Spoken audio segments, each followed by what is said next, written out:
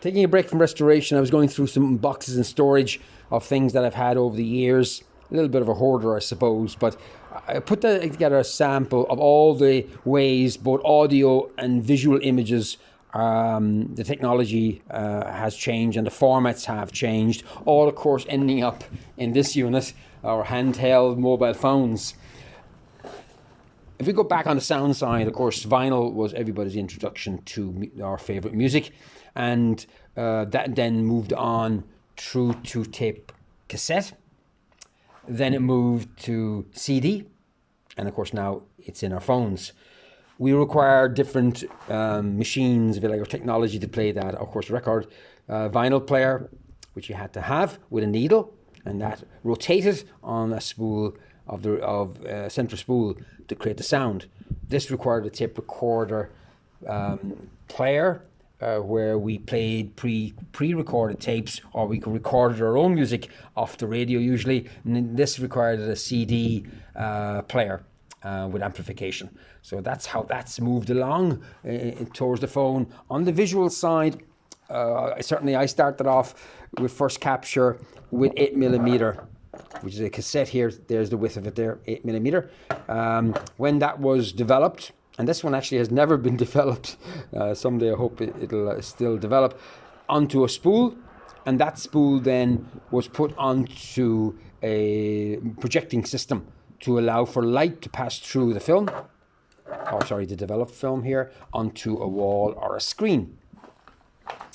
Then we moved to the famous cassette, where it opened up a wide range of films to us for viewing, and we had to have, of course, a video cassette recorder, again for recording and for playing. They were multi-purpose like the tape machine. This then became the whole Video 8 revolution into handycams, those handheld video cameras that captured, for lots of us, family memories, and that's one of the reasons why I'm taking a look.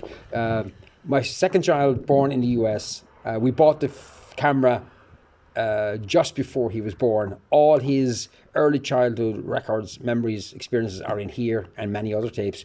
My older son, born in 1985 in Belgium, his memories are on this. So I have a bit of a challenge here, how to get it all together and do some editing and so on. Then, of course, we moved to DVD, from this to this, digital versus taped. This used scratch, this used get damaged because the actual tape itself, this opens up as a little case and it's ran through the machine. We all remember tapes jamming, I'm sure we do, and then eventually they were rendered useless because you can't repair them. These are subject to scratching, like the CDs, and that can destroy the value and the enjoyment of viewing. But this is what we've got now, the phone combined with technology of broadband, which was just installed recently into the cottage, and we're doing most of all of that in there. I like to keep this legacy because it's part of my growing up and so on, as we moved through and got used to how to use all these technology. I decided to show you one visual of outside the house that captures or sums up these changes.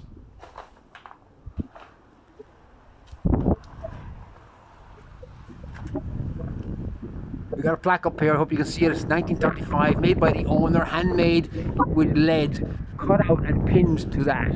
Unusual to see a house dated not by a number, the number of the house, but the year in which it was built. Here we have electronic, motion-censored lights, external lights, and here, of course, we have Imagine right beside the 1935 and right beside the cottage.